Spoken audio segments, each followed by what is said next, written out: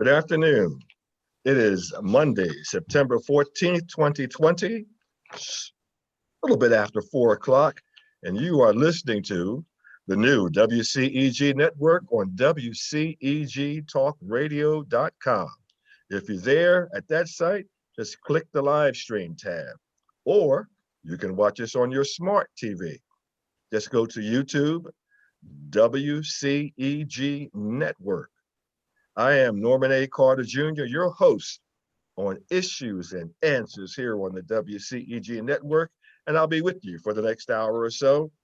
We're the worldwide community empowerment group where we speak life into the community.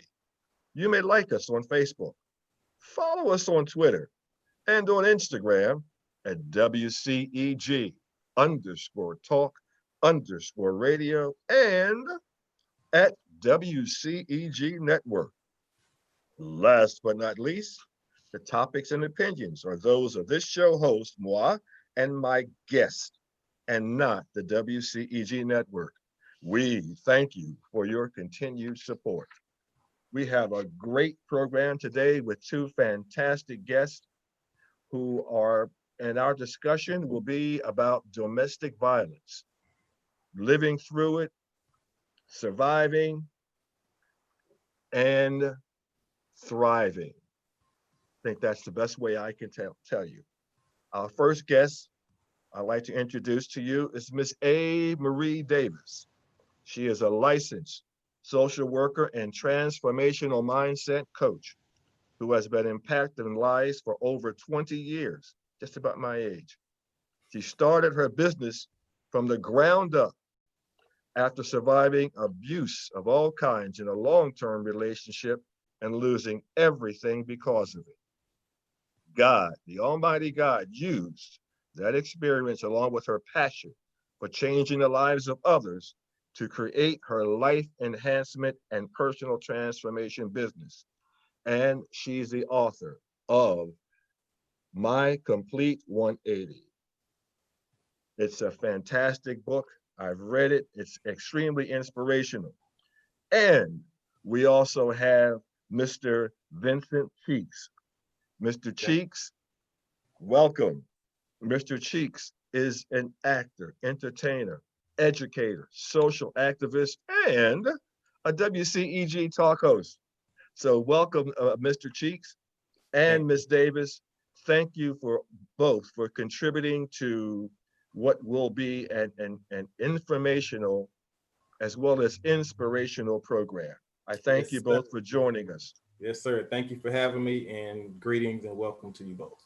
Thank you. Thank you so much. Thank you for having me as well. Greetings. Greetings. I'd like to give a little background information before we get started for our listeners. Most domestic violence incidents are never reported. This is from Psychology Today, in fact. 1 in 4 women will experience domestic violence during her lifetime. And that includes GLBTQ people also. Women ages 20 to 24 are at the greatest risk of becoming domestic violence, or victims of domestic violence. Domestic violence is the leading cause of injury to women, more than car accidents, muggings, and rapes combined. Every 9 seconds in the US, a woman is assaulted or beaten. Every year, 1 in 3 women who is a victim of homicide is murdered by her current or former partner. And what the United Nations has called a shadow pandemic, causes of domestic violence have escalated, and many women are forced to stay home with their abusers. And because their support systems have been disrupted. And we're not going to just leave it at women, because according to one study from the United Kingdom, 9% of men may experience domestic violence, which includes stalking, sexual assault, and physical violence. Other research suggests that 28% of men experience intimate violence in the US. Men face distinct hurdles getting help because they can be pathologized. not believed, or denied assistance. And pathologized means just treating someone normal as if they are not.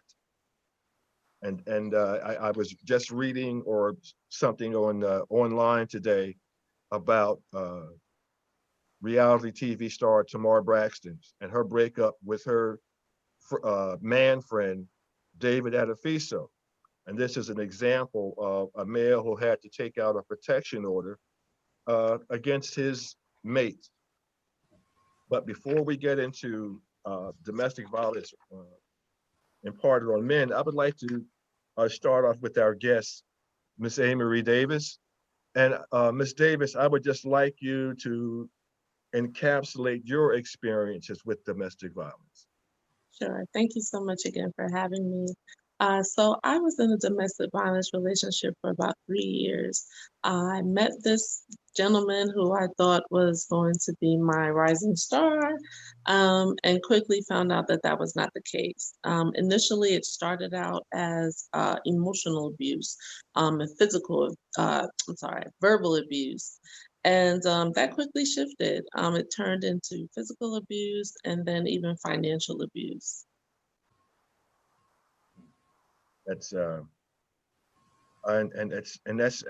what was the time period that this It took was her? over a period of 3 years. Mhm, We met in 2007. And mhm, again, like I said, I thought that he was going to be the one. And mhm. quickly found out that that wasn't the case. So around 2010, January 25th, 2010 was when I escaped.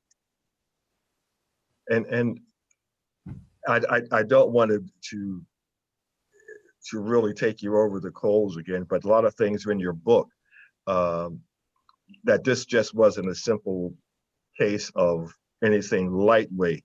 Your book details a very, very serious cases, serious instances that you had where it involved separation from your child, uh, having to move, harassment on the job. Would you care to just talk us through that a little bit? Sure. So in 2007, when we first met, we dated for a little while and things seemed to be fine. He was a police officer in New York City. And I thought, hey, he's a police officer, he's smart, he's intelligent, we're going to have a good time. I have two children who are now 23 and going on 17, but back then they were Mhm. 10 and 3. Wow. So it was an instance where my oldest daughter was able to understand the abuse and saw it, and thankfully never experienced it directly from him. But my youngest daughter really wasn't very aware. So very quickly, he had moved in with me in my apartment and just began initially telling me things like my friends didn't like me, my family would never support me, I was dumb, I was stupid, I was ignorant. And that really broke me down initially because I had already had a low self esteem, didn't have any confidence, didn't believe in myself. And so the words that he was telling me really hit home. At the time, I had owned a salon and spa in Brooklyn, New York, and he had become very forceful in implementing himself into the business.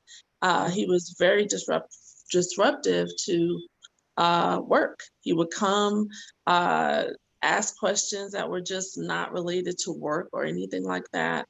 And my oldest daughter had begun to have an effect where she began to kind of separate from me when it came to disciplining her, having conversations with her like we used to have. And over the years, she had gotten tired of it. And I guess she grew tired of it faster than I did. And so when she was 12 years old, she had decided to go and live with her biological father. And at that time, I mean, that broke me. My children are everything to me. And when she decided to do that, it was earth shattering. Um, and so once that had happened, I believe that my abuser was happy I think that he saw it as an opportunity to gain more control over me. Hmm. And he did. I had gotten put out of my apartment because he was telling me not to pay my rent, that I needed to invest my money in other things. And I Hmm. was dumb enough to believe it or naive Yeah. enough to believe that. And so I lost my apartment and had to move in with him in his home out in Queens. And it definitely wasn't, a Cinderella story moving in with him. It was, dark and dank and unkempt. And so, again, my youngest daughter now at this point was 4 and 5 and going on 5. And Hmm. she still wasn't quite aware of what was going on. My abuser had punched me in my face one time because I had asked him to pass me something. And I guess he didn't really feel like doing that. So he punched me in my eye. And I had, black and blue. It was on the left side of my face, and my face was Hmm. black and blue. So, I was walking around with shades on, and, I Hmm. wasn't really good at makeup. So, gosh, he punched me, he dragged me by my hair a couple of days after I had had a surgery. Uh, he choked me nearly to death. And I think that was my breaking point. At that moment, I felt like, I can't go on like this anymore. Wow, fantastic. And we're talking about isolation, um, breaking down your self-esteem to the point that it affected your family structure. And I'd like to move on Yeah. to Mr. Cheeks now, because there are some similarities in his story and your story over. Mr. Cheeks, would you care to just encapsulate your experience? Yes, sir. Thank you. And I want to thank Marie again for being here, sharing her story, because I know these situations are not easy, especially on women. My situation was nowhere near as bad as hers, but it was still domestic abuse nonetheless. And my situation happened with my son's mother.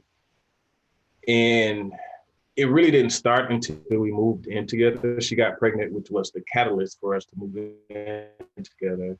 And once we moved in together, the name calling started, the control telling me I couldn't go here, I couldn't go there, I couldn't hang with certain friends because they were too ghetto.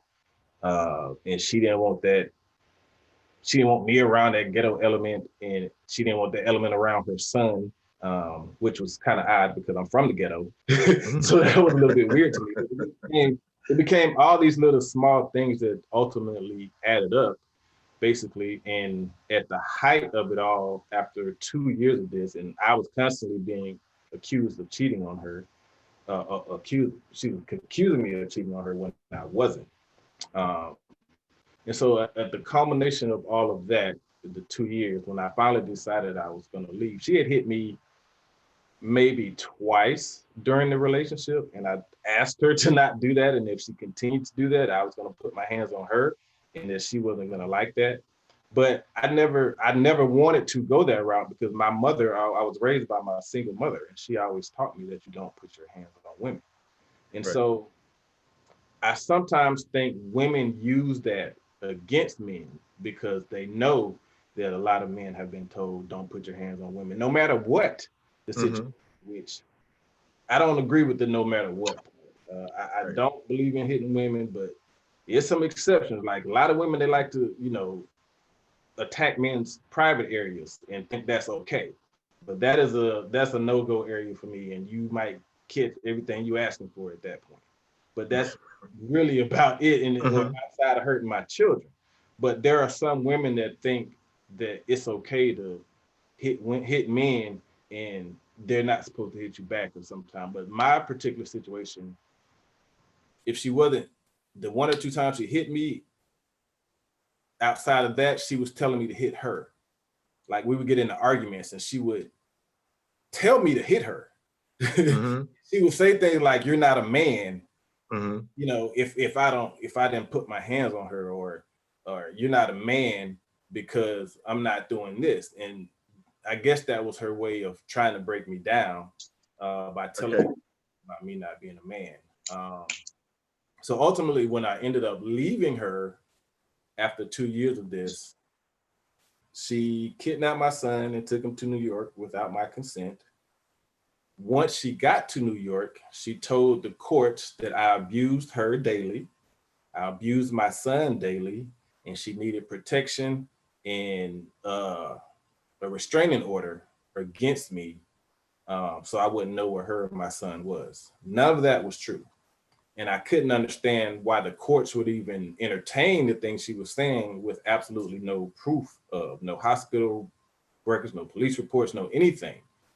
And so we went through our court thing. And at first, we went through the court thing with her for about 6 months. And the judge started seeing through some of the lies she was telling and you know, asking her for police reports and all this stuff and why she didn't have it. And, you know, my son's mother realized that it wasn't working the way she wanted it to. And so she ended up dropping the case. I started my own case shortly after that, but then that situation got messed up because they surprised me with a surprise marijuana test because she told them that I smoked marijuana.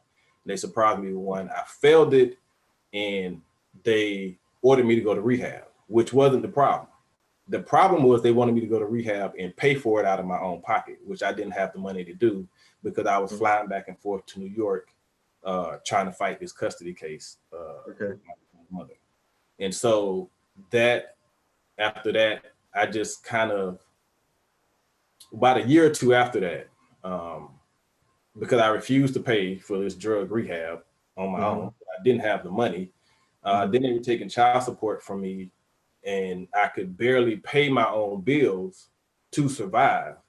And so then after that, I just kind of let it go. But since then, it's been 16 years of her turning my son against me. 2 years ago, she changed his last name from my last name. And I really thought that was going to be the situation to break me. And it almost did. And I don't think I would be in this place right now where I am if I had allowed that to break me. And so there are instances of women who abuse men. My situation was mainly emotional and mental. But like you said, what was the word you used? Pathologized? Yes. There were, when I would tell people, men or women, about the instances where she hit me, most men would say, well, then you need to beat her behind. You know, if she thinks she hit you, need to beat her behind. That wasn't my answer. I even had some women tell me that. And that's not what I wanted to do. Or it was, she hit you, so what? You're a man. Get over it. You know what I mean? Like, and so I just think I definitely, as far as when abuse happens to women, I believe it. I think women should be believed when they make that claim. But then I also think it should be proven, you know, that is taking place, because sometimes that claim is made and it's not the case. And a lot of men lives are messed up behind that. And so I'm all for women having their stories heard. And if it's true, then proceed with the full force of the law, or however you're going to proceed it. But there has to be something done about the situation too, where women think they can put their hands on men and then they have a green light to get away with it. That is not right. Well, I think that this also flows into that study that said that 28% of men do experience some sort of domestic violence. I think it's high.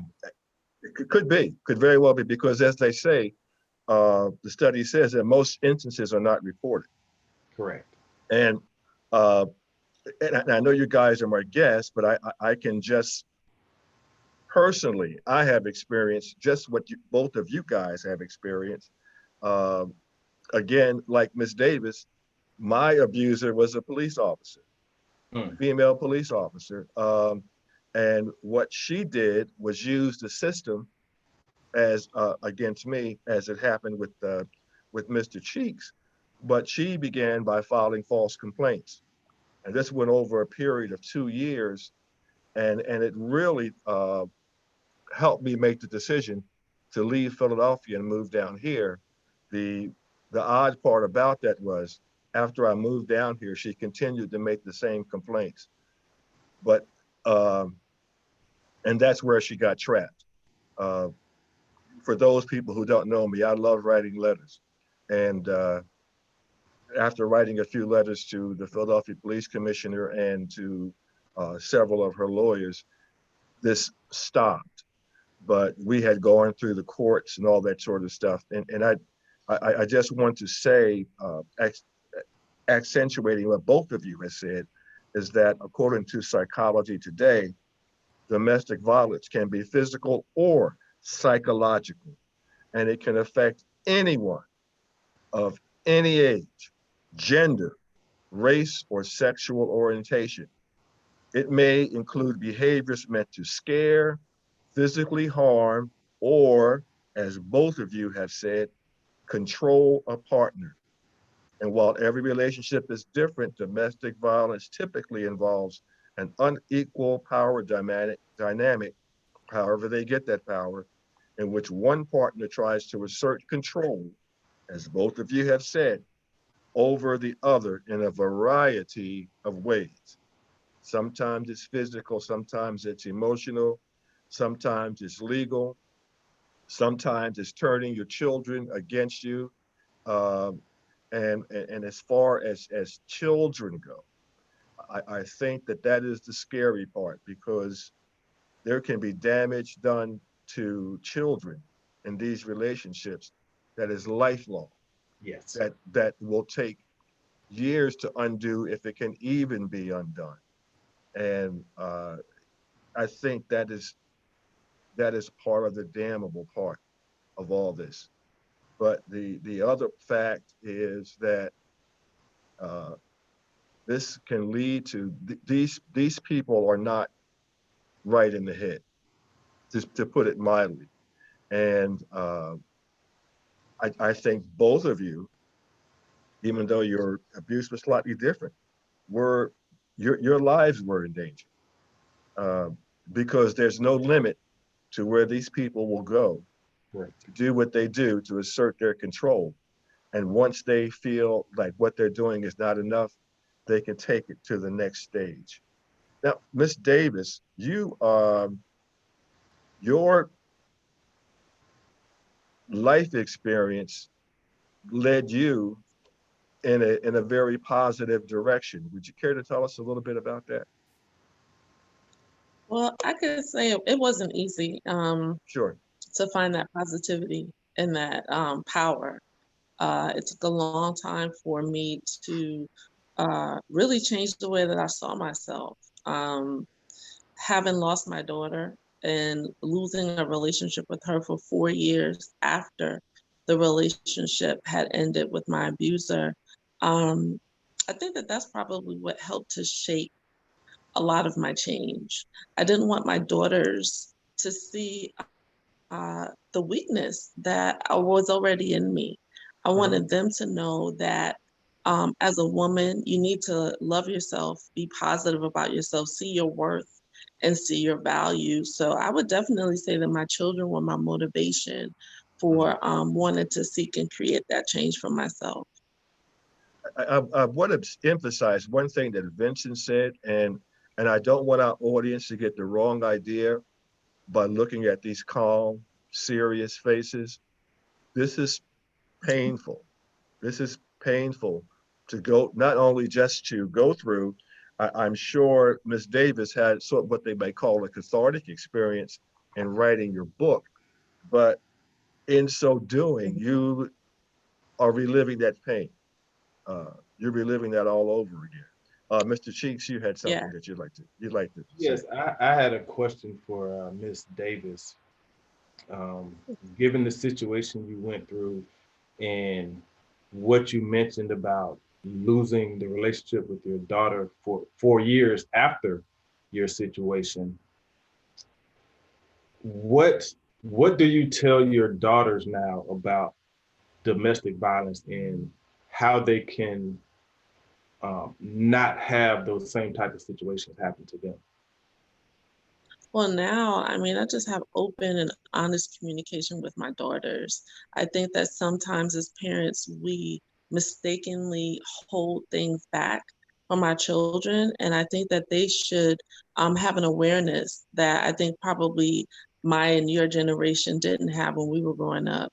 So now it's almost every day, I tell my children how lovable they are, how beautiful they are, how impactful they can be to this world, how awesome they are. Especially my youngest daughter, she is on the autism spectrum.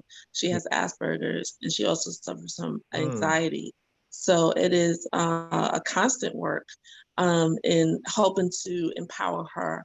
My oldest daughter, who since then, when she had lived with her father for the 4 years, has not had any contact with him. And of course, that would make a daughter feel unwanted by a man. And so I just try to explain to her that that should not be your stone, that shouldn't be your foundation. Don't let the unlovingness of your father have any impact on you. It's him. That's his way of dealing with this situation, but it doesn't have anything to do with you. So it's definitely a daily work in my words, in my comforting, in my guidance with my daughters so that they understand that what I went through is unacceptable.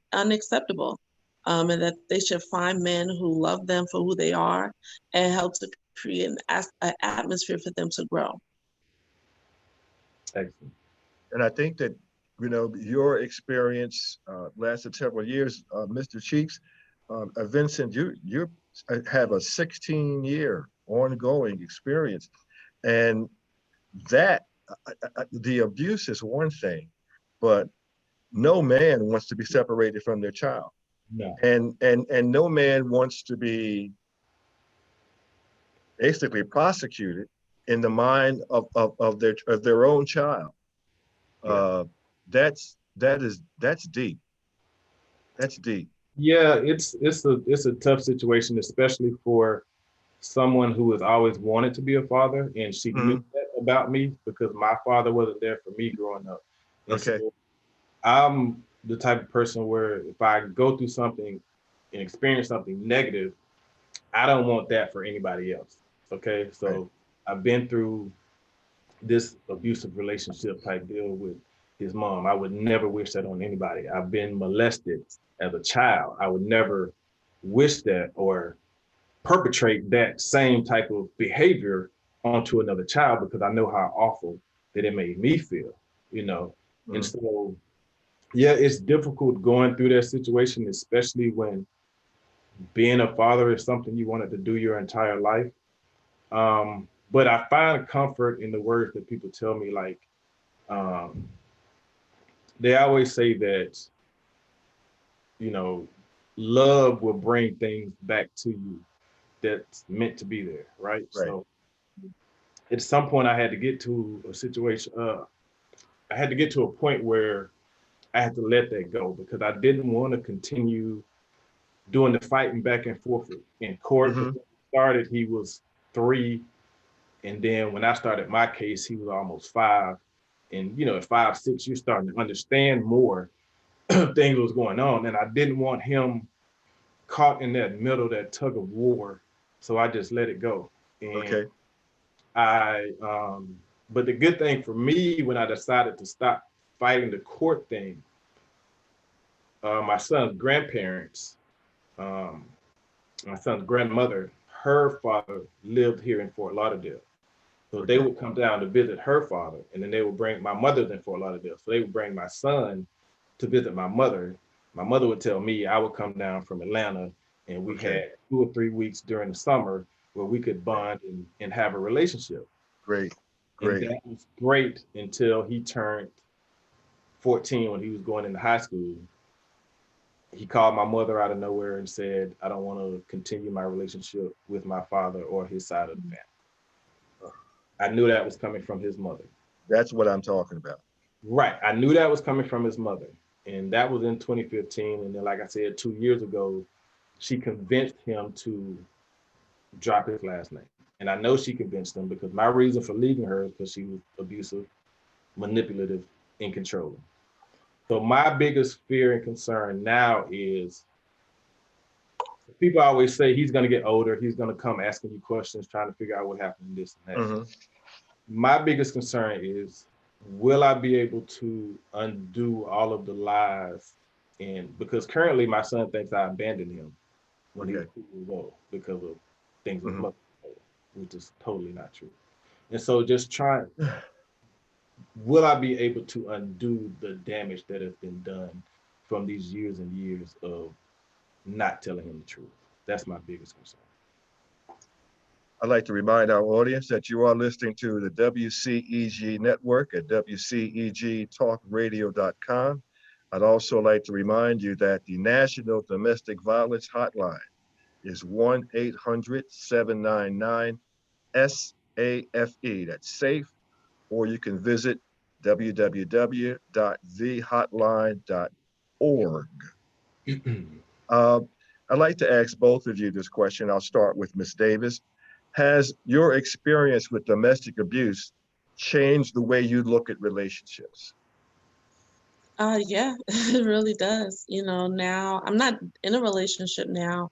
However, when I thought about dating again, it was scary. I had trust issues and thought that, anybody was out to get me pretty much. But it caused me to ask more questions.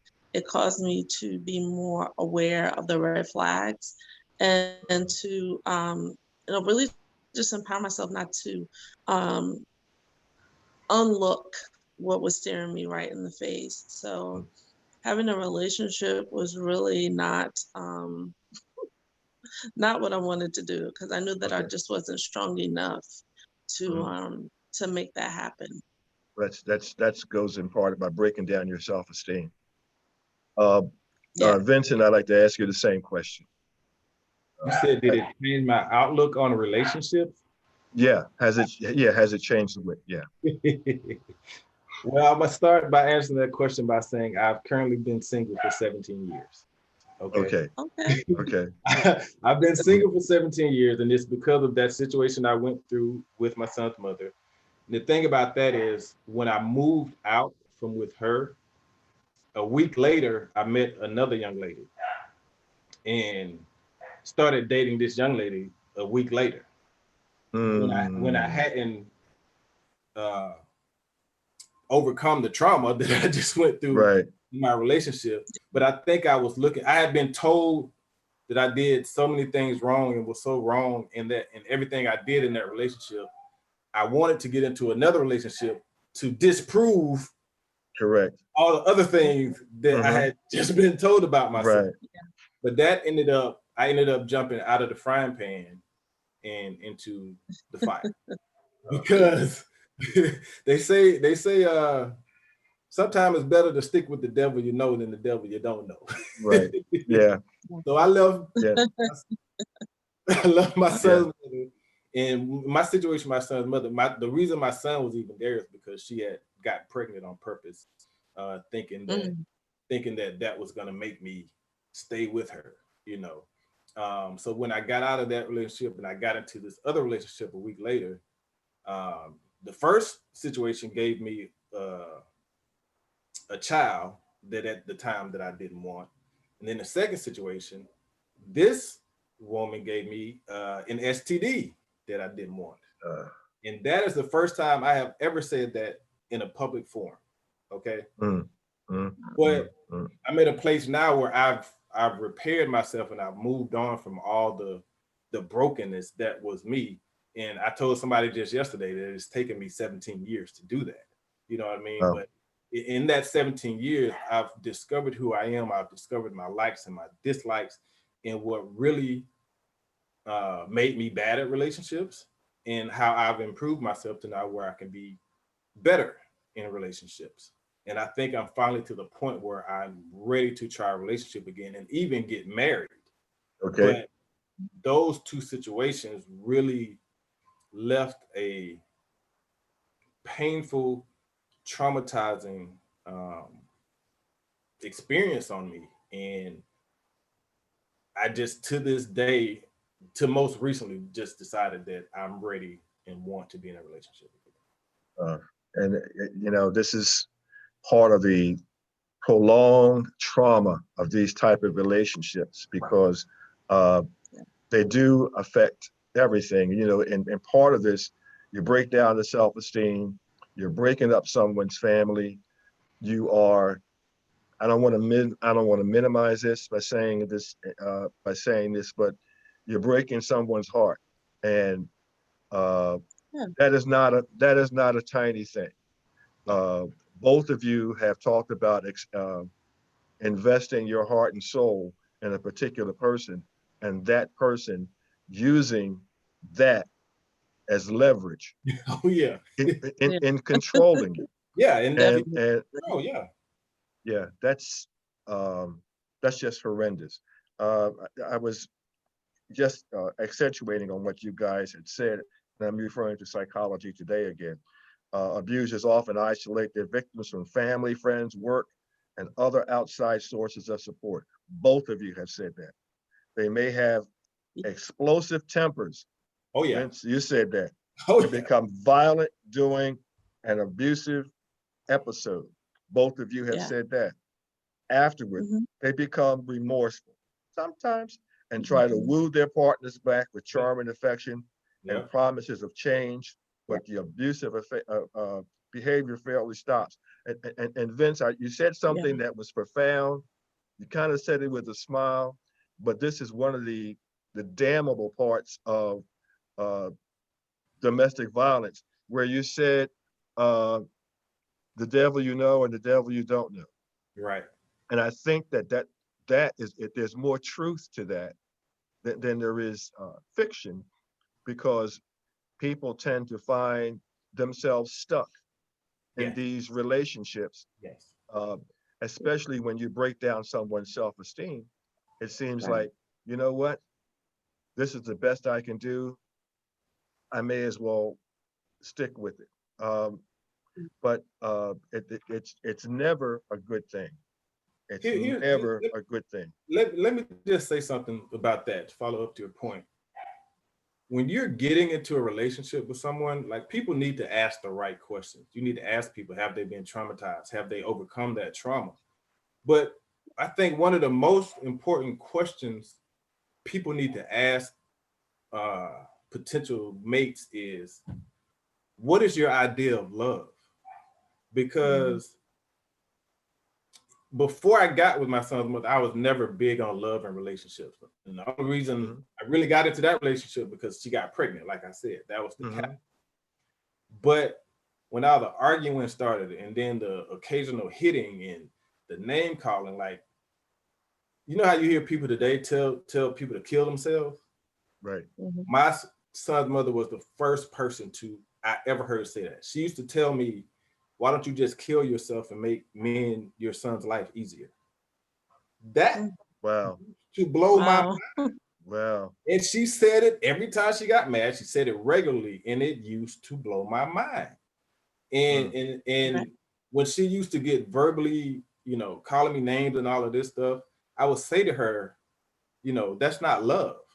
And then when she would Mm. say things to me like, try to get me to hit her, and then tell me I'm not a man for not hitting her, I'm like, Mm. that's not love. And she Right. would her response to me would be, for someone who never really believed in love, you have an awfully uh what does she call idealistic view of what you think love should be. Hmm.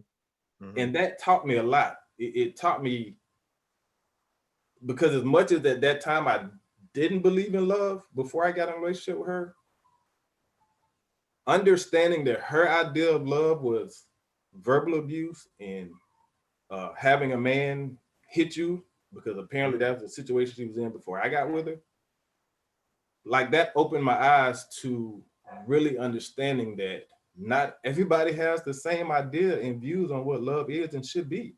Hmm. I think that's a very important conversation people need to have when they're thinking about getting into a relationship with somebody. And another thing that's equally as important is, how are you going to rear and raise your children? Because Right. I remember when my son's mother was pregnant, she was about 9 months pregnant. She asked me, am I going to be a spanker? Am I going to whoop my Mm. children? And my response was, heck yeah, I got spanked. And she was like, how old? Well, what do you think is a good age to start whooping children? I said, what age do they start saying no? And Mhm. Mhm. that became a point of contention between me and her because she didn't believe in whoopings and stuff like that. And Mhm. so already we're torn on a major issue when it comes to how we're going to raise and parent our child. And Right. we did come to a consensus on that issue. So, I mean, people just have to learn to ask the right question. If you're a woman, don't be afraid to ask a man, have you ever abused women? Right. Yeah. If so, have you gotten help for that? Do you think it's wrong? Do you think it's right? Do you think you need to get help? Like, you have to ask the right question. Do you cheat on women? Do you think it's okay for men to cheat on women? Because some Mhm. men do. They think they have a right as a man to do what they want to with women, and women are just supposed to sit there and take it. That's one of the most ignorant uh, ideas I've ever heard coming from a man. So you just have to really learn to ask the right questions when you're getting involved with people and take the time to get to know people. You know, people jumping in bed with people that they barely know, doing the, what do they call it? Soul intermingling or soul, Right. intermingling. Mhm. And you Right. don't, and that stuff is, like you said, it has long lasting effects when you intertwine your soul with the wrong person. One thing that I've always said is that in my own life is I like to listen. You listen to how people talk about other people. Listen to how a guy talks about women. Listen to his relationship with his mother and with his sister. Right. What Yeah. happened in prior relationships? How did they end? And a lot of times, if you take the time to listen before you really start kissing, you learn a lot. You learn a lot. Um, Listen Miss, before kissing. I like that. I like that. I Good. just made that up. I love it. I'm gonna have to put that in my repertoire, Doc. That's good. I'm gonna use uh, that. for those of you, and I'd really like to get into this with Miss Davis. In your book, not only do you talk about reestablishing your self-esteem, but you warn women, especially, that they need to have a plan uh, Hmm. Yeah. on ending an abusive relationship. That as people who are not listening, people who are now listening, who haven't experienced, think that you can just walk away. And that was something that you tried, didn't work. Uh, Yeah. but you have come up with a plan. Would you care to go over some of that with us? Sure. So domestic violence usually increases when the victim is trying to leave the relationship. It either results in the killing of the victim, or the abuse just heightens and is being taken to another level. With my abuser, that was the case. I knew that every time I tried to break up with him, the abuse would get worse, and it had become even where he was sexually violent with me because I was refusing to have sex with him. So when you're trying to leave a relationship with an abuser, many people just feel like, oh, girl, just pick up your stuff, you can go. And it's not that easy, especially when you have been broken down to pretty much nothing. I had no money, I had no place to go. Um, all I had was him, unfortunately. And so as I had gotten out of it, I really, writing in the book, I had to really dig deep and reflect on that and what it took for me to leave the relationship. And you have to have a plan. You have to know where you're going, how you're going to get there, who's going to help you. What is life going to look like for you after this abusive relationship? How are you going to see other relationships like, we're just talking about? What are you going to do to build up your self-esteem? Are you going to have a support system? Do you have family? Do you have friends that are willing to take you in? I know that when I was finally trying to leave the relationship and thinking in having that plan, I was turned away by people who I thought were my friends. You know, I Mm-hmm. had let them know that I'm in an abusive relationship and I'm trying to get out. I know that you have, you know, an apartment in your house or apartment in your building, and I'm really, you know, hoping that you can help me out with this. And I had one particular friend who was like, no, I can't do it because I don't want that coming into my home. Mm-hmm. And so that was, you know, was destructive, because you look at some people and you say, hey, you know, I thought that this person would be able to help me because I'm trying to develop this plan of getting out. And, you know, people will turn their backs on you because they don't want to be involved.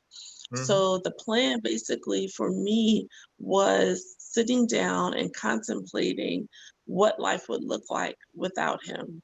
And that was crucial, because I needed to know, because he was a cop, I needed to know how I was going to go about life after him. And for me, it was kind of like going dark, as they say, or going, you know, offline. I Mm-hmm. left everything, my business, my car, you know, everything. I just gave everything up because I needed to try to start over. And it's not that easy for many other women because they've already been isolated from their families and their friends. Mm-hmm. So one of the things that I had to do with my youngest daughter was to go into a women's shelter and see there, you know, for Devastating. some of the resources that they had. And that would probably be one of the first things that I would say to women, is to try to find a safe place, a place where he could never find you, a place where you're willing to not have contact with him. Because that happens. A lot of times women will leave the relationship and be in a safe environment and then feel like they're just not strong enough to move forward. And they'll end up going back to the abuser. Mm-hmm. When you're in a domestic violence shelter, you know, they let you know you cannot have contact with your abuser.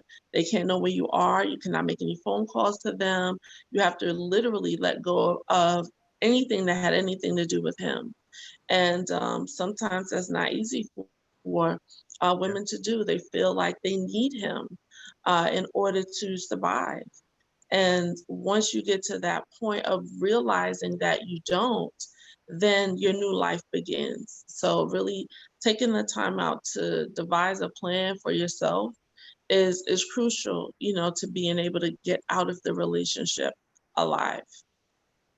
And I, you know, I understand that. And Vince, I want to go back to you because, um, you know, going through my little experience, and we talk about being pathologized again. And I remember sharing it with a cousin who I thought I was very close to about my experience. And the first thing that she said is, there must be something else going on. That is so Hmm. frustrating. Oh And my goodness. and I'm sure you have experienced that. Yeah. That's, That's part of the psychological devastation of this, because as men, people just don't believe that this could happen to you. And I hear people telling you things to do that really don't work because they obviously, and here is the trap. And I was thinking about this as you're going along. You know, somebody hits you, and then, I mean, you hit them back and they get an injury. Now they have a reason to, number one, prosecute you, get you prosecuted, or, and this, we're seeing this happen, you wanted to be the one laying on a slab, and the reason was I was trying to protect myself and he was beating me. And you don't want that either. So violence, reacting to violence often winds up just a bad situation for both people. Um, but I think the disbelief that men go through is probably as devastating as what women go through when people say, well, you know, that's just the way it is, or there are people who grow up believing that, and I heard this when I was younger, that if you didn't put your hands on a woman, that meant you didn't care about Oh my God, I've heard that before. Oh my her. God. Yeah, yeah. Never heard that before. Oh You yeah. never heard Growing that? up. My, it was told to me, you don't care about Yes. me because you won't hit Yeah. me. News to me. Yeah. Yeah. Yeah. What? That's that is the fractured thinking um, that Mm, many people are socialized to, and that's why this continues. This continues because mm, there are people who think that there's nothing wrong.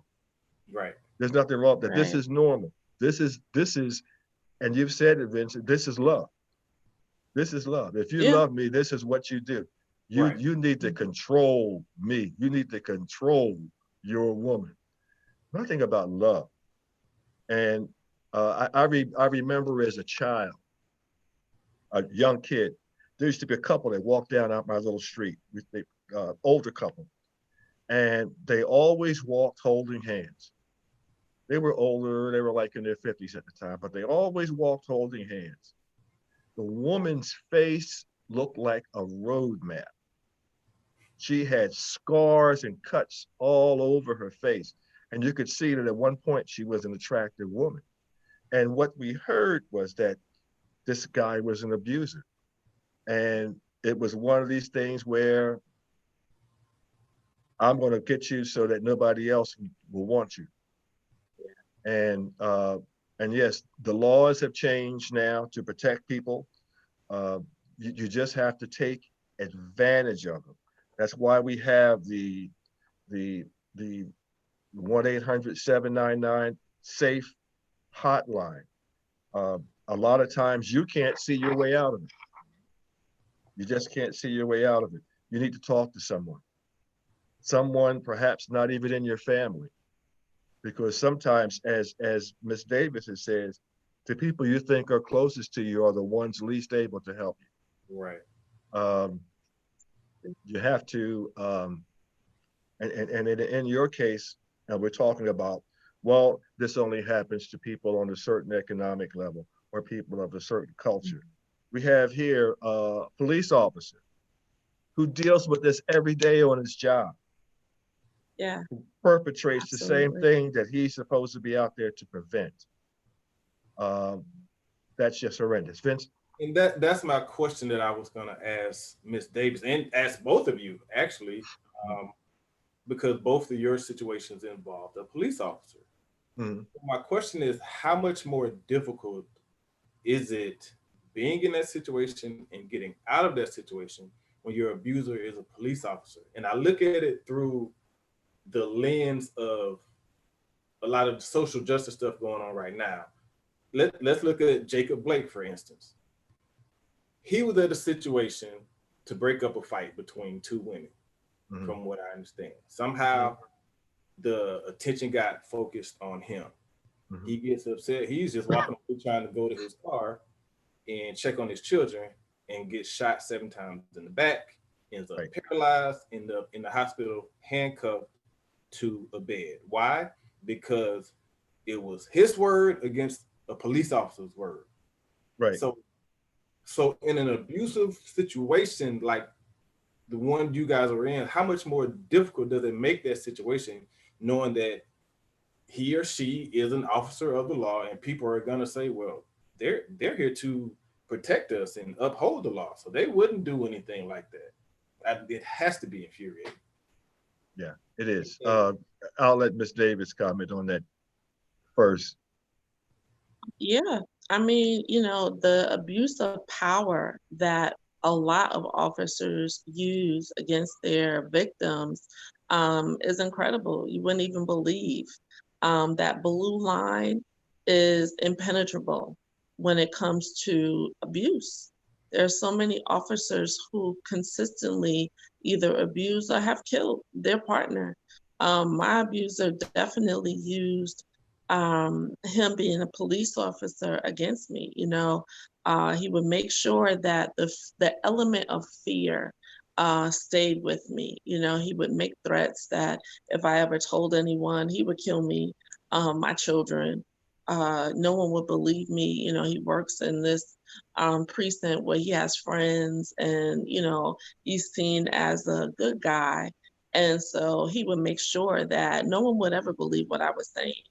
I Hmm. remember one time he had, this is probably the last time that the abuse had even occurred, but he had choked me to the point where I couldn't even speak. And I ended up having to go to the emergency room. And when they called my name, he was on my heels, you know, and the doctor said, you know, well, you know, who are you? And he's like, I'm her husband, but I'm also a police officer. And so he tried to use that to gain access. But I believe that seeing the scars on my neck and just seeing the fear in my face that he was even there, the doctor just made sure that, you know, he said, I don't care if you're a police officer, you're not coming in here. Um, and I felt like that was probably really the first time in the a relationship that I felt like anyone had even advocated for me because I definitely wasn't advocating for myself. Hmm. But even, you know, some of his police officer friends, you know, would say, yeah, you know, she's too mouthy, you know, you need to put that in line. And it was just incredible for me to see so many men who are supposed to protect and serve doing the complete opposite. Yeah, I see we have a gentleman guest who has responded that he was called weak for not Mm, putting his hands on a woman. And this is what I'm talking about. That that that there are people who are socialized into this behavior, and it's just crazy. And I, you know, in my example, and I'll try to be quick with this, with the police officer that I was involved with, she knew how to use the system, but they used it wrongly. Fortunately, I knew how the system was supposed to work, and you know, I had 1 o'clock in the morning, I have two police officers knocking on my door, which is a violation of their policy. We didn't live together or anything, but it was a fake complaint. Um, I even had the lawyer. I had to go get a lawyer because then you have to go to court when somebody makes these type of things. And the lawyer said, you know, why don't you know the relationship is over? Why don't you just you won't plead guilty, but why don't you just enter an agreement that you won't see each other? And me, at that time, being just want to get it over with, that's what I agreed to. Right. This evolved into because what happened is uh, this person used to drive by my house. They used to stalk. They were stalking me. They were doing other things. So I wound up placing I had a video camera at my door, at my window, that I kept 24/7. And at one point, I had to go to the police department because number one, from threats that I recorded, and because of the videotapes that I had it, and I took copies of those videotapes to the police internal affairs unit. When they called me back for an interview later on, the copies were gone. But they didn't realize that the copies were the copies that I had the original. So Mm, mm. uh, uh, it's this went on for almost 2 years, and there's a whole lot of things that went back and forth in it. But yeah, it was devastating. But let me go back to you guys. Vince, what's your family's reaction to when they learned about the abuse? Both of you. Uh, Um, you want me to go first? sure. Well, my family, my family really didn't know anything about any type of abuse until she went off. Well, before she went to New York with my son, she moved to Florida with my mom. And then Mm. when she came down here to Florida with my mom, she told my mom and my stepdad that I had put my hands on her. Oh, okay. And so then they called me like, I want to talk to you about something and ask Right. you. I'm like, mhm, I ain't never hit this girl. I never put my hands on her. And I'm like, Mm. oh, I'm getting mad because I'm like, Mom, you raised me not to hit women. Like, you told me not to hit women. And I've never hit women. Like, why are you? I didn't. And so I was frustrated at first, but I realized that I had to explain my case Right. and knew what was really going on. And once I did tell them, then they was like, okay, well, because at that point my mom was still trying to get us to stay together for Mm-hmm. a child. Mm-hmm. Um, but then they was like, do what's best for you, and if y'all don't need to be together, then you don't need to be together. You know what I mean? But Yeah. it was never, outside of them believing her at first when she first told them, there was never any um, belief or any feelings that I had done any of those things, other than when they first asked me about it. Um, and then after going through the court and then seeing how she used that as her premise to start her court custody case, but then when the heat started getting hot and she dropped her case because the judge was catching on to her, that kind of showed a lot of people too, like if this was a real issue that she was pushing, then why would all of a sudden just drop your case out of nowhere? You know what I mean? Correct.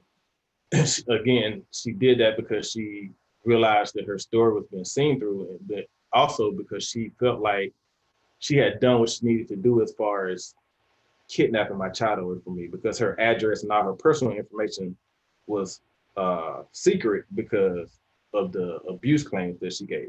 So my son was in New York when they first got. I had no idea where he was. I had no idea what they were, and it was a very Twilight Zone kind of feeling, like you're in this space where it's happening, but it doesn't Yeah. feel real. Yeah. Yeah. And Yeah. then you start wondering, how did you get to this place? Uh, Mm-hmm. and so then from there, again, like I said, it's just been a 16-year battle. And now I'm just at a place where I'm at peace with the situation now, where I don't let it overtake me, or to where I don't dwell on it anymore. Mm-hmm. And I'm able to find some peace with it and move on with my life. But it's always there. Like I wake up, I looked at a picture on Facebook yesterday, and it was a man with his son. And I see stuff like that, and the first thing Yeah. I think is I've lost 16 years of relationship with my child. Right. You know what I mean? Right. Is it going to be possible to get those years back? Mm-hmm. But I am hopeful, because me and my father, even though he left when I was 7, we never had a great relationship. We didn't have any relationship when I was growing Mm-hmm. up, and I hated him for a very long time. And then when I was around 27, 28 years old, we were able to mend that relationship. And that was partly due to me starting a relationship with God and just trying to fix the things in my life that I felt were broken. And Okay. so after, God erasing 20 years of hate from my heart, and me and There you my go. father being able to develop a relationship in the last 6 years of his life, we had a great relationship. And I realized that a lot of who I am and a lot of things I do came from him, Okay. and so, and just having that, for me, having that void filled in my life once we repaired our relationship, took a whole lot of stress and anger off of me. There you go. So Miss Davis, same question for you. Where Yeah, does it? none of my family knew at all. None of them knew what was going on in my life. I had had a broken relationship with my mother at the time. So we didn't speak, we didn't have any conversation. So um, she didn't know. And when I finally did decide to break away, the person that I had decided to go to was my oldest sister. And the funny thing was that she had called me out of the blue. My oldest sister, and talk about it in the book, was a recently recovered crackhead of about 30 years. And Mm-hmm. she had just gotten her first apartment in her entire life. She was over 40 at the time. And when she called me, she just was, very proud of what she had accomplished, her sobriety, and, finally having her own place. And for whatever reason, she heard something in my voice that spoke to me just being broken. And she asked me to come by, to see her place and to talk. And I was like, well, Mm-hmm. I'm not talking. This is just not going to happen. But when I got there and was able to, well, let me just say this. My oldest sister, she's 9 years older than I. And really pretty much for my entire life, she was just in and out, in and out. We never really had a relationship while I was growing up at all. And when I say that she was a crackhead, I mean, she was out there on the street, she was prostituting herself. And so that caused us to just not be able to have a relationship. So fast forward to when she called me and invited me over, it was strange to say the Mm-hmm. least. But I guess it was just God's timing. And I was able to let her know what I was going through. And she offered me to stay there with her. She had a one bedroom apartment. At the time, I had my 5-year-old daughter, and she offered to give up her bedroom so that my daughter and I could be safe. And so I stayed there for about 3 months, and then was able to start to put some of the pieces back together again, but not really. And it's Mm-hmm. funny what Vincent is saying about the longevity of the abuse and the trauma that comes behind it. After I had written the book, so many people were like, "Oh my God, I had no idea you went through that. Why didn't you call me, or why didn't you do this or that?" And they just don't really understand the whole of darkness that you begin to seek into when you're in an abusive relationship and thereafter. Because it's difficult, putting your head together and, like Vincent said, seeing the idea of what love is and what a relationship really looks like. And recently, I have found out that my abuser is currently stalking me. So that was kind of like an eye opener for me to really reach back into myself and saying, don't allow his, craziness to become a level of fear for you. So that's challenging. Now, thankfully, all of my family and friends know what I had gone through. They know, what the relationship had caused me, and later on had even allowed my mother and I to reestablish our relationship because she herself just said, I had no idea. I thought you were good. I thought things were okay. And to know that my grandchildren were involved in this, and you not having a relationship with your oldest daughter. So it helped for us to reestablish, and not really even reestablish because we really hadn't had a great relationship at all. But for us to establish a relationship, and I had gotten an opportunity to really just tell her all of the details of Mm-hmm. what had gone on in that relationship. So currently now, it's weird, because hearing that he's stalking me now kind of had a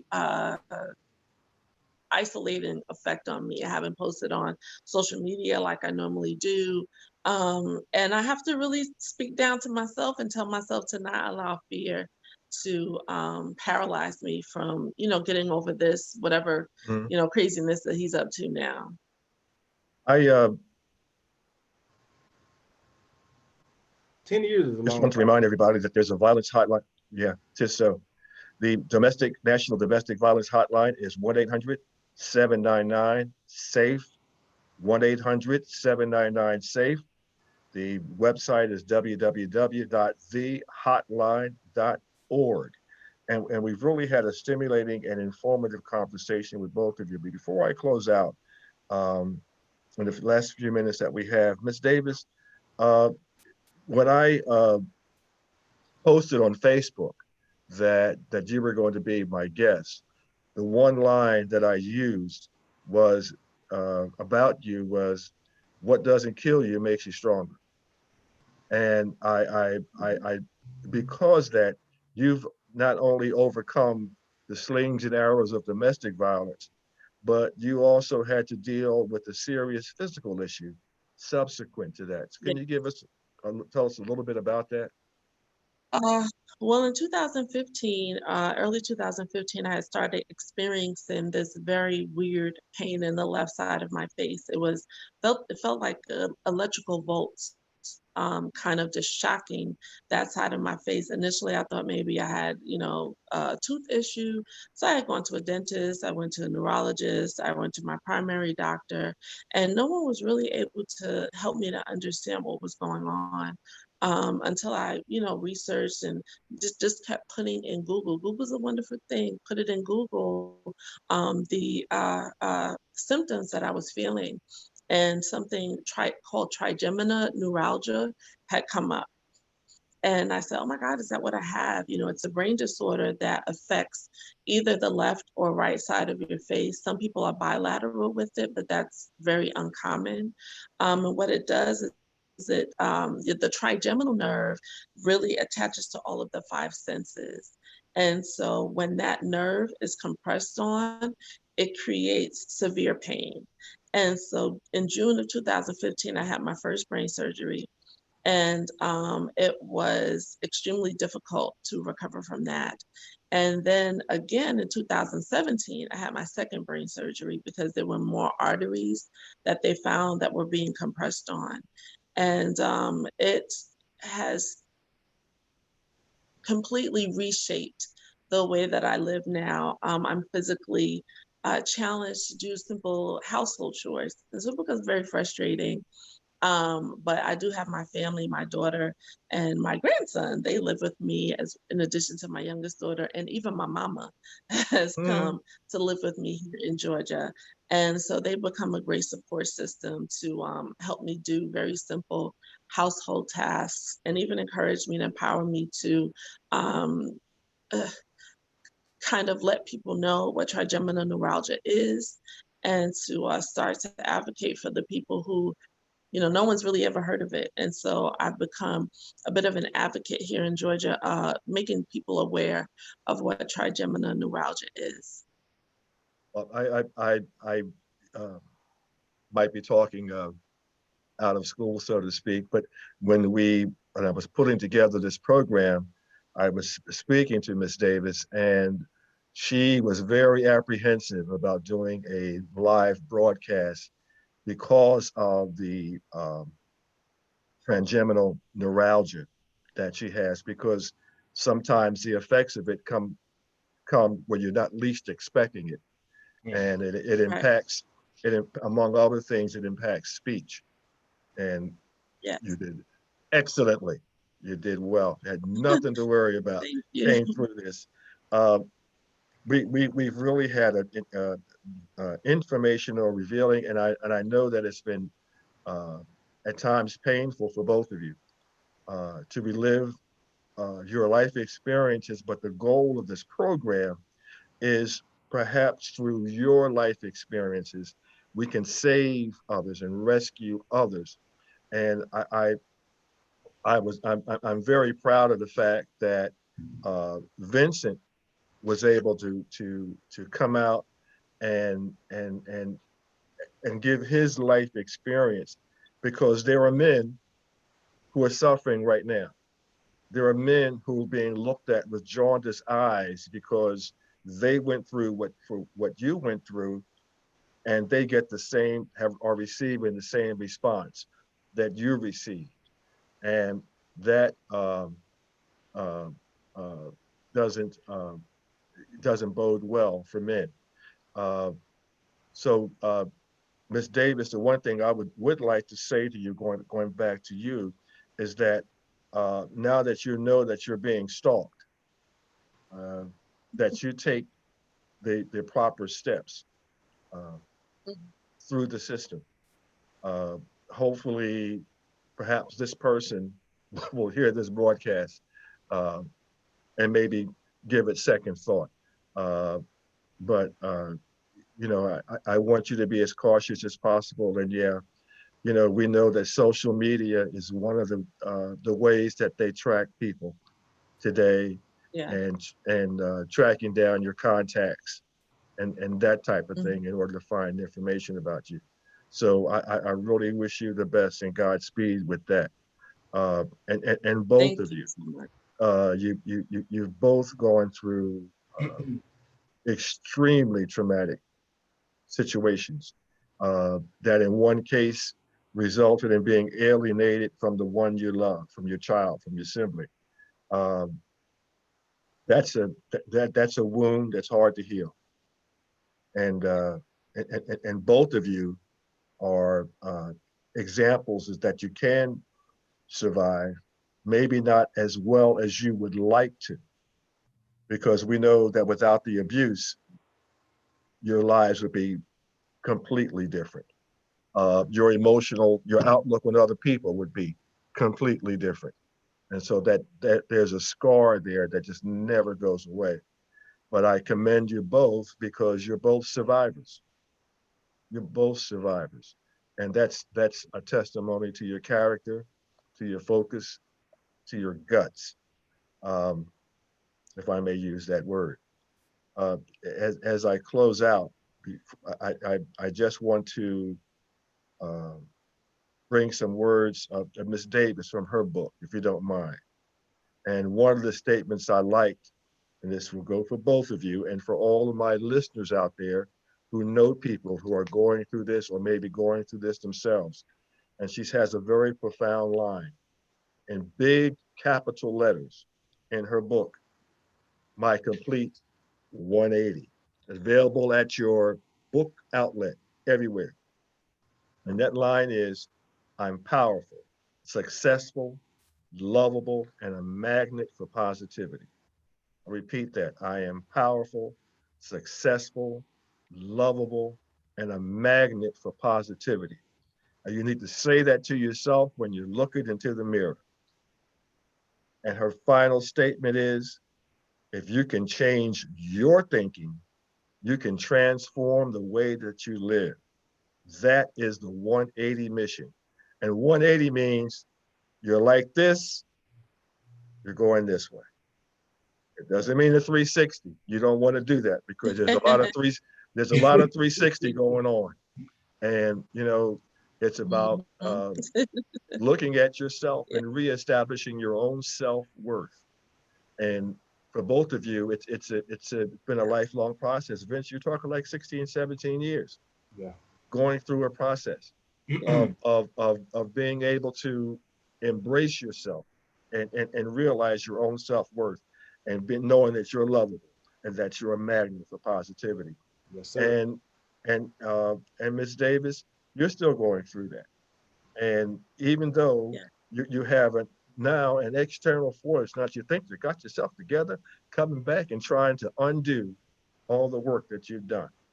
Um, I just wish you so much luck, so much fortune and Godspeed, both of you. Uh, I just I just wanted to say this one thing if I could. Speaking to the men and the women, don't be silent. In as much as you're isolated, try to find a way, especially now, even with social media, like you were saying before, it could be used as a tool for positivity or negativity. You can find a way, perhaps on social media, to reach out to someone and let them know what you're going through. Because sometimes your abusers don't even think about that outlet where you can try to reach out and get help. So, don't be silent. Do whatever it is that you can do to devise that plan and try to get out. Vince, do you have a closing remark?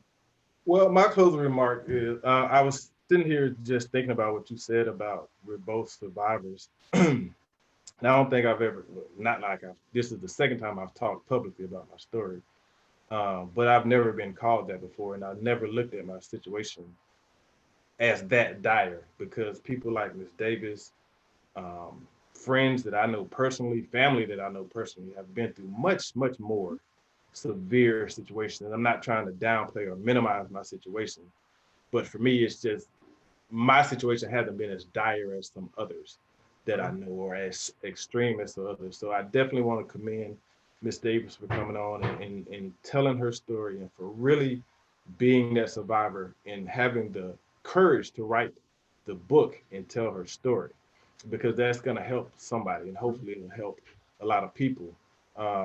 My complete 180, yes. Yes. My last thing I want to say is we have to do a better job of raising our children. I think Frederick Yes. Douglass said it's easier to build strong children than to repair broken men and women. So we're raising our young boys that it's not right to beat on women. It's not. My mama drilled that into my head. Okay, if we teach our young boys that you can't hit your women, don't let them hit you either. But nobody should be putting their hands on each other. That's right. To respect women in all that they do, and for our communities in society, and to teach our young women, Ms. Davis mentioned earlier about having low self-esteem. We have to instill in our young women earlier that you're beautiful, you're worthy, you're loved, you're valuable as you are. And if we can instill this strong sense of who I am in them as a young person, I think a lot of the issues that we see now as adults will kind of slowly start to dissipate and won't be as a huge of an issue as it is for a future generation. Ms. Davis, before I close out, I just have one question, and that is, we normally post our broadcast on YouTube for all people to see, and I'm concerned that you're now being stalked, and That's a concern. yeah, I just like to know your feeling on that, and don't feel pressure either one way or the other. You know, oh no, it's fine. When I first found out about it was about a month ago. And like I said, it just incited that same fear of the control that he had on me 13 years ago. Mhm. And I did stop posting on social media. I hadn't posted anything. I have my business page. I, run a group called the 180 Experience. Mhm. So I haven't been posting on the group. I haven't posted on my business page and Instagram. But, I've been talking to myself and telling myself that I cannot allow him to have that kind of control over my life again Yeah. 13 years later. Okay. Amen. Amen to that. Thank you. And Thank is, you. is is he still a Thank you police guys officer? so much. I was just thinking that, Norman. I was Is he just thinking that is to he still? myself. No, Okay. Um, here is my experience, and I don't know whether he's done anything overt yet, but you need to document everything that yeah, you know. Mhm. You need to document it, and then uh, flood the department, his department with mail. Yeah, Uh, absolutely. that's how I got resolution in my incidents. But document everything. Keep a record of times and dates. Who said what? Yeah, Um, you need to do that. That's part of your protection. yeah, definitely. Because police absolutely. departments don't like that smoke. They don't like that. They have an image to protect, as they say, and they Yeah. don't want that type of smoke. So definitely, I take the advice Yeah, of Mr. Hardy. Things have absolutely. definitely changed over the years. I mean, this was 13 years ago. So now they're more so holding officers accountable for the abuse that they commit. As well, they should. Very good. Well, I'd like to thank my listeners and all of you. I'd like to thank my guests, Miss A. Marie Davis. Thank you very much, Mr. Cheeks, Vincent Thank Cheeks, you. WCEG host, producer, entertainer. Thank you all very much. I'd like to thank our listeners for listening. We do apologize for the late start, but you know what? We got the job done. We got the message out. And Sure. I thank you guys for allowing us to step into your lives with the purpose of helping out others in the future. So, Ms. Davis, Mr. Cheeks, I thank you very, very much. You have been listening to Don't get the phone. WCEG. Yes, show it, show it, show it. Don't be Yeah. proud. Don't Don't get be the phone. shy. Put it out there.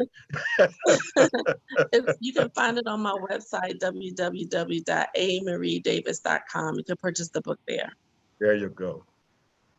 My complete 180. Yeah, Absolutely. Thank you very much, everyone.